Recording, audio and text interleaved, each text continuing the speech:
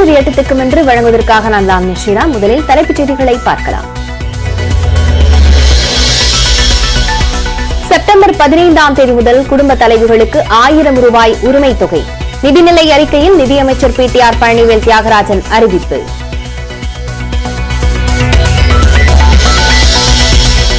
நிலம் வாங்குவோருக்கான பத்திரப்பதிவு கட்டணம் 4 விழுக்காட்டிலிருந்து 2 விழுக்காடாக குறைப்பு. வழிகாட்டி மதிப்பு உயர்த்தப்படுவதாகவும் அறிவிப்பு.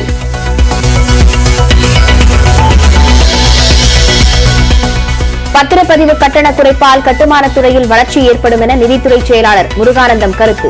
2000 கோடி ரூபாய் அளவிற்கு வருவாய் அதிகரிக்கும் என்றும் தகவல்.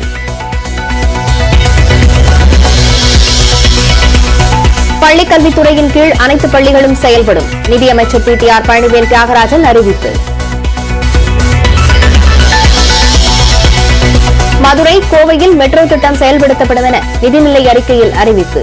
தொழில் வளர்ச்சிக்கு உதவும் என மக்கள் கருத்து.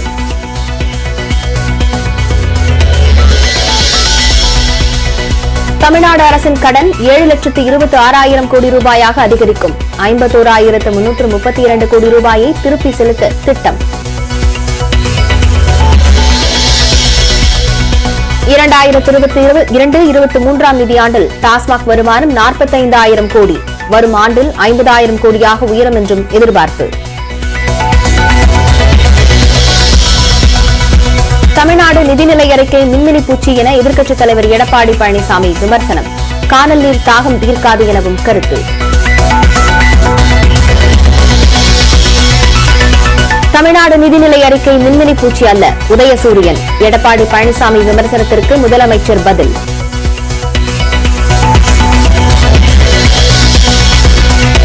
பழைய ஓய்வூதிய திட்டம் குறித்த அறிவிப்பு இல்லாதது ஏமாற்றம் அளிப்பதாக முத்தரசன் கருத்து.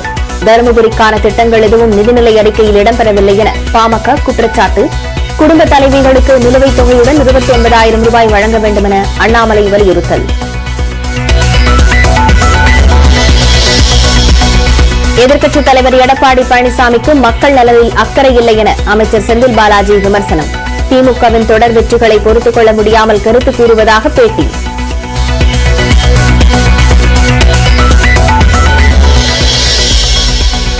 ஈரோடு கிழக்கு தொகுதி MLA EVK இளங்கோவனுக்கு கொரோனா தொற்று.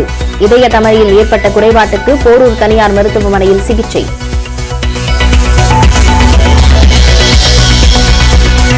NLCக்கு நிலம் எடுக்க எதிர்ப்பு தெரிவித்து மக்கள் போராட்டம். நில அளவை செய்ய வந்த அதிகாரிகளை முற்றுகையிட்டு வாக்குவாதம்.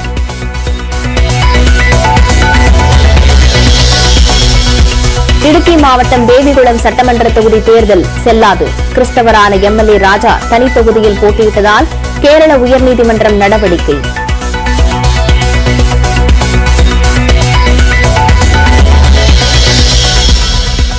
புதிய உச்சத்தை தொட்டது ஆபரண தங்கத்தின் விலை. ஒரு சவரன் 44,640 ரூபாய்க்கு விற்பனை.